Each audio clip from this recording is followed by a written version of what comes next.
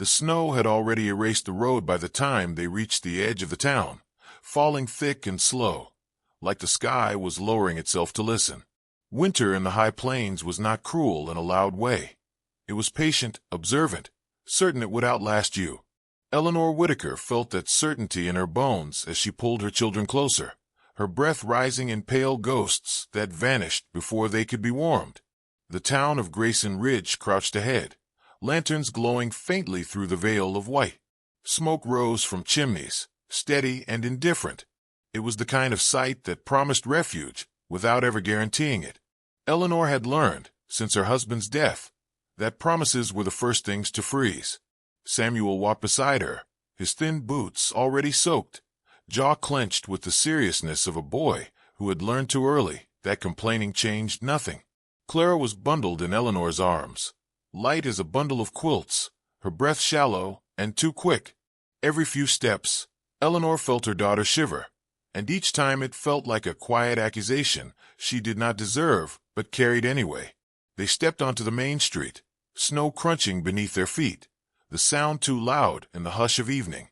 Faces appeared behind windows, then disappeared just as quickly. Curtains shifted. A door opened at the general store, then closed again when Eleanor approached. She caught fragments of murmured words: widow, stranger, winter, each one sharp enough to cut through wool. Inside the saloon, warmth and laughter spilled out briefly when someone opened the door, then sealed itself away. Mrs. Lillian Crow's voice carried clearly through the crack, sharp and practiced. "Storm brings trouble," she said, as if reciting a rule of nature, "and trouble never leaves clean." Eleanor stood in the street, snow collecting on her shawl, feeling the old, familiar heat of shame rise in her chest. She had not begged yet. She still believed, foolishly, that she would not have to. Sheriff Amos Doyle met her gaze from beneath the brim of his hat when she finally approached him. His eyes flicked to the children, then past them, already searching for an excuse that would sound kind. "Road's closed," he said gently. "Storm's bad. Best keep moving, ma'am." "There's nowhere else," Eleanor replied. Her voice did not break, though it wanted to. "Just till morning." Doyle shifted his weight. "Can't risk it. Folks are uneasy." Uneasy. The words settled between them like a verdict.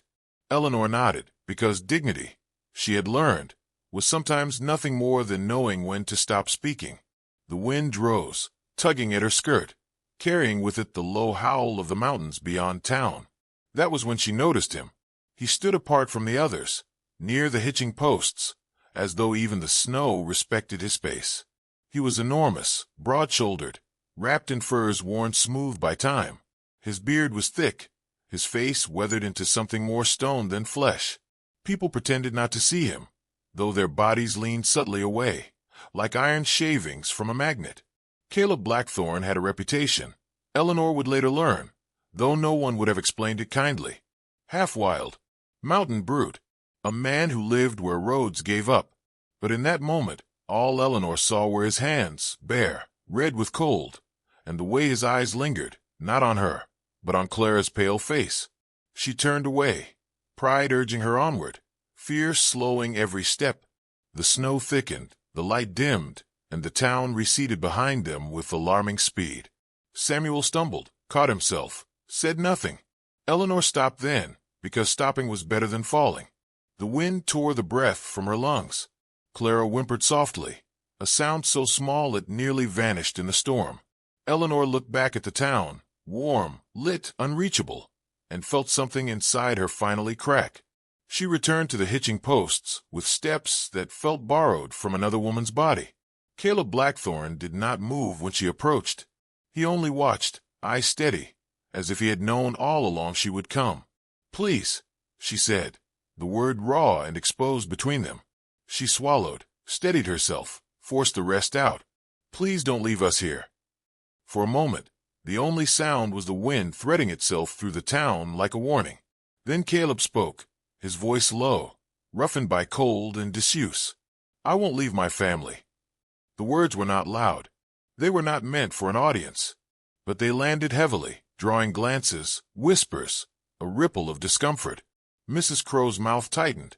Sheriff Doyle frowned, uncertain. Eleanor did not ask what he meant. She did not dare. She only nodded once, as if accepting a truth she did not yet understand. Caleb turned away from the town without another word. After a moment's hesitation, Eleanor followed. Samuel fell in beside her, eyes wide but trusting. Snow swallowed the street behind them, erasing the line between belonging and exile. The climb out of town was slow, punishing. The path narrowed, the wind sharpened, and darkness settled in fully, thick as wool.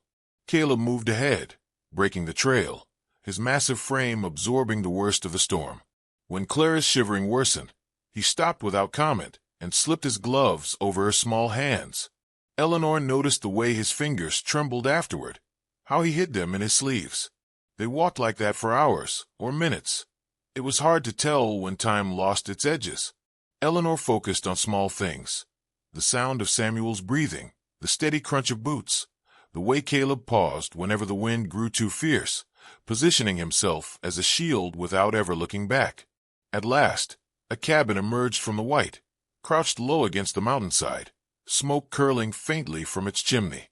Inside, the air smelled of pine and old fire. Caleb set to work immediately, stoking flames, barring the door, moving with an economy that suggested long practice in solitude. Eleanor sank onto a bench, Clara still in her arms, and let the warmth seep into her bones. Samuel hovered near the fire, eyes bright with relief. No one spoke for a long while. Words felt unnecessary, almost intrusive.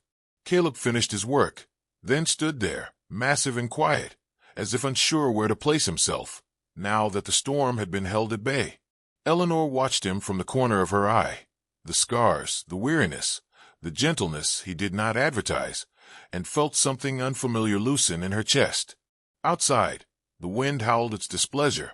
Inside, the fire held. And though Eleanor did not yet know what morning would bring, she knew this much, with a certainty that surprised her: the cold had not won tonight. Morning arrived quietly, as if unwilling to disturb what the night had stitched together. Pale light slipped through the frost-laced window, turning the cabin walls the color of old honey. Eleanor woke stiff and disoriented, her first instinct a sharp flare of fear, quickly soothed by the steady rhythm of Clara's breathing against her chest. The fever had eased. Not gone, but softened, like a clenched fist slowly learning to open. Caleb was already awake. He sat near the hearth, feeding the fire with careful hands, movements deliberate and spare. He did not look at Eleanor right away, giving her space the way a man gives room to a skittish horse, not out of distance, but respect. When their eyes finally met, he nodded once, a gesture that felt like a promise without words. Days folded into one another with the patience of snowfall. Winter pressed hard against the cabin, but inside, life found a rhythm.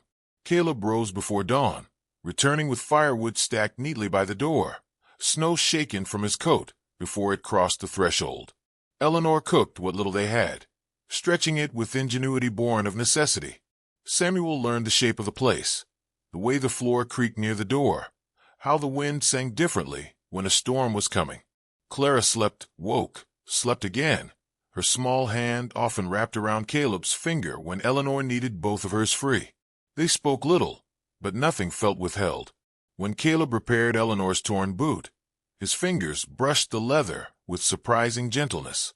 When Eleanor mended a rip in his coat, she did not comment on how threadbare it was, only stitched it stronger than before. At night, when the fire burned low, they shared the quiet like something earned. Once, Eleanor found Caleb outside, standing still beneath falling snow, his face turned toward the mountains. She did not ask what he listened for. She only stood beside him until the cold demanded movement again. The town did not forget them. Rumor has a way of traveling even when roads are buried. Mrs. Crow's voice reached the cabin days later, carried by Sheriff Doyle and another man, whose eyes lingered too long on Eleanor, weighing, judging. They spoke of propriety, of danger, of children raised among shadows. Eleanor felt the old heat rise again, but this time it did not hollow her. "We're warm," she said calmly. "We're fed. We're alive." Caleb stepped forward then, not threatening, not angry, simply present. His silence did more than words ever could. The men left with unease, clinging to them like frost. The storm that followed came without warning, savage and unrelenting. Clara's fever surged, her small body burning while the world outside froze solid. Eleanor held her through the night, whispering prayers she had not spoken since her husband died. When dawn failed to come, she looked up to find Caleb already pulling on his coat. "I'll be back," he said. It was the longest sentence she had heard from him. He was gone before she could answer, swallowed by white. Hours stretched thin and fragile. Eleanor counted Clara's breaths, Samuel's questions, the crackle of the dying fire. Doubt crept in, quiet but persistent. She pushed it away, choosing faith not because it was easy, but because there was nothing else left. When the door finally opened, it felt like the cabin inhaled. Caleb stumbled inside, face raw with cold, eyes burning with purpose. He placed a small bundle on the table, medicine, hard-won and precious, then sank to his knees as if the weight of the world had finally been set down. Clara lived. The fever broke like a retreating tide. Eleanor wept then, silently, her forehead resting against Caleb's broad chest. He did not move away. He steadied her, one hand firm at her back, anchoring her to the present. Spring did not arrive all at once. It hinted, teased, softened the edges of winter first. Eleanor noticed green beneath the snow, light lingering longer each evening. One morning, she found a second chair at the table, its legs still rough, clearly new. She understood the invitation without it being spoken. Somewhere beyond the mountains, the town continued with its judgments and certainties. They mattered less now. What endured was quieter. The fire that was tended, the hands that stayed, the choice to belong where belonging was earned. And if you are listening to this now, carrying your own winter inside you, remember this. Sometimes family is not who claims you, but who refuses to leave. Sometimes love speaks not in vows, but in footsteps that return through the storm. If this story warmed something quiet in you, walk with us again. Subscribe to Wild West Tales, and let the next fire be waiting when you arrive.